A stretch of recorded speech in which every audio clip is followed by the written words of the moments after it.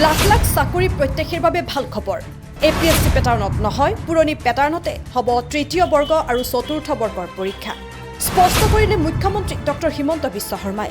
মোক একাংশই পুৰণি নিয়ম অনুসৰিয়ে পৰীক্ষা অনুষ্ঠিত কৰাৰ পৰামৰ্শ দিছে ৰাইজৰ ঊৰ্ধত নহয় চৰকাৰ ৰাইজৰ অভিযোগৰ পিছতে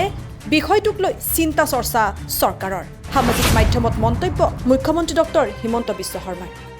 যোৱা পৰহি মই ফেচবুক লাইভত এটা কথা উল্লেখ কৰিছিলোঁ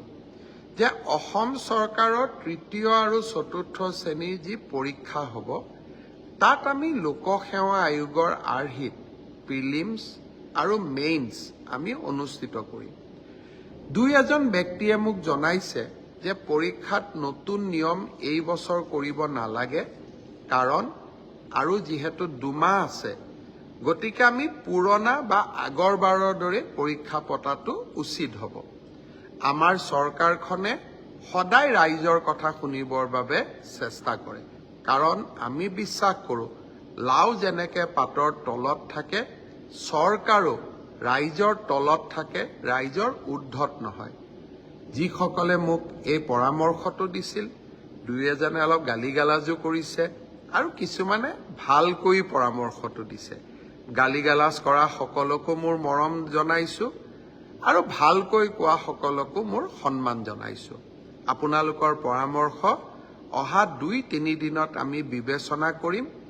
আৰু যিহেতু পৰামৰ্শটোত মেৰিট আছে যে হয় দুমাহ থাকোঁতে পৰীক্ষাৰ পেটাৰ্ণ এটা সলনি কৰিব নালাগে বিষয়টো আমি ডেফিনেটলি আমি বিবেচনা কৰি অহা 2-3 দিনতে আপোনালোকক ইয়াৰ সিদ্ধান্তৰ বিষয়ে মই অৱগত কৰিম যোৱা পৰহি মই ফেচবুক লাইভত এটা কথা উল্লেখ কৰিছিলোঁ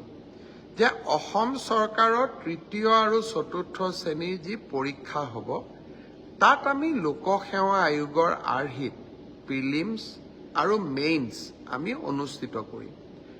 দুই এজন ব্যক্তিয়ে মোক জনাইছে যে পৰীক্ষাত নতুন নিয়ম এই বছৰ কৰিব নালাগে কাৰণ আৰু যিহেতু দুমাহ আছে গতিকে আমি পুৰণা বা আগৰবাৰৰ দৰে পৰীক্ষা পতাটো উচিত হ'ব আমাৰ চৰকাৰখনে সদায় ৰাইজৰ কথা শুনিবৰ বাবে চেষ্টা কৰে কাৰণ আমি বিশ্বাস কৰোঁ লাও যেনেকৈ পাতৰ তলত থাকে চৰকাৰো ৰাইজৰ তলত থাকে ৰাইজৰ ঊৰ্ধত নহয় যিসকলে মোক এই পৰামৰ্শটো দিছিল দুই এজনে অলপ গালি গালাজো কৰিছে আৰু কিছুমানে ভালকৈ পৰামৰ্শটো দিছে গালি গালাজ কৰা সকলকো মোৰ মৰম জনাইছোঁ আৰু ভালকৈ কোৱা সকলকো মোৰ সন্মান জনাইছোঁ আপোনালোকৰ পৰামৰ্শ অহা 2-3 দিনত আমি বিবেচনা কৰিম আৰু যিহেতু পৰামৰ্শটোত মেৰিট আছে যে হয় দুমাহ থাকোঁতে পৰীক্ষাৰ পেটাৰ্ণ এটা সলনি কৰিব নালাগে বিষয়টো আমি